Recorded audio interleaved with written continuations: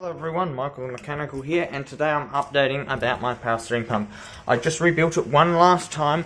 We did find the problem that was causing all the issues. It did not tear itself apart, which is a good thing, and it's back in the car, rebuilt. This is going to be the moment of truth, whether this does have power steering or not. If something goes bang, I'm going to start it up and then I'm going to shut it down because we're a little bit over max on power steering fluid. I have no idea if the radio's on, so first thing I got to do is turn off the radio, because I turned it on. I do recall it. Oh my gosh, I hate my heart racing like this. I'm also exhausted, so I cannot afford to not see something go bang. I cannot afford to see something. How do I describe it? I can't afford to see something go kaboom under the hood. So this is the moment of truth. Power steering or no power steering.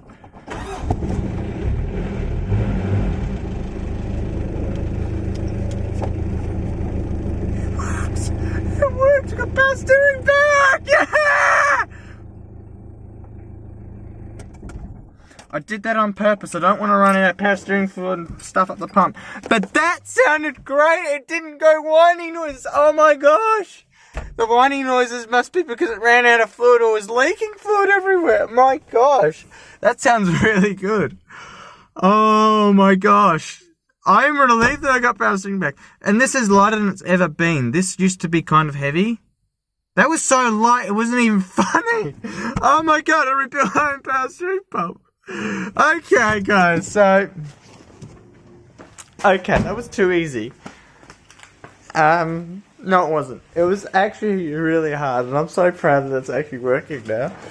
I need to make sure in this segment of the video, as long as I take my keys with me, in this segment of the video, I need to explain exactly what went wrong.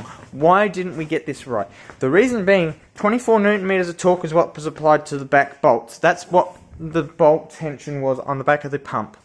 Okay? So, my dad's going to get a new one because we just, we've gone through two of these. The second one's here. So this is the first one, I think. This is the original one, I think. Oh, I'm confused. But these stupid clips, you can't put them on. Not as easy as you'd think. But I came up with a solution. I said to my dad, I'm smart, I'm a genius, I'm going to put this on. And instead of doing it his butchery way, because he couldn't come up with an idea, I couldn't come up with an idea, I wanted to try my idea. So, yeah, I did come up with an idea. So what? Anyway, that clip came out of the one that's on my car now came out of the second kit. This is going to be used to rebuild Dad's. Now, the problem is, when we put them on, how the hell do you put a circlip on? I don't have a video of it because, you know, in a rush. I'm exhausted, by the way, guys, if you don't already know. My chest has been aching, and I think this happiness has made it a little bit less painful. I still feel it, though. The thing is, to get that circlip on, you've got to push it down equally. If you bend it, if you stretch it beyond what it should be, you'll fail.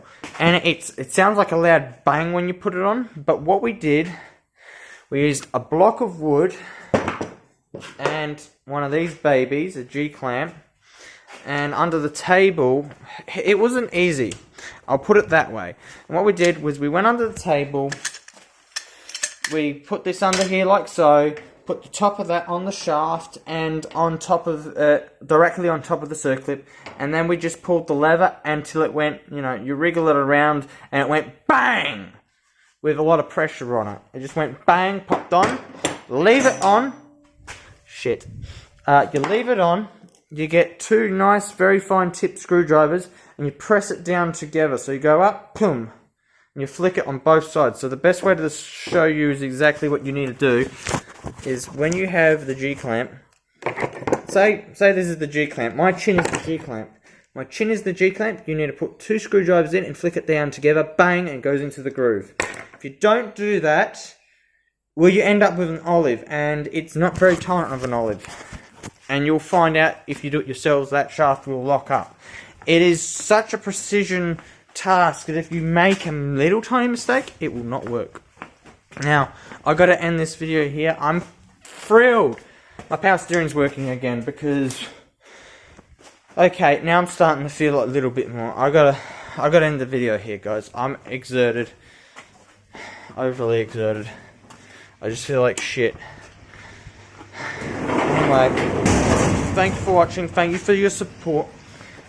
This isn't a task that I'd recommend just anyone do. This is something I recommend specialists do. Video tutorials will help a lot, but there's some things you can skip. You can follow a video, but then you can also make mistakes. If you have the experience, you're less likely to make the mistake.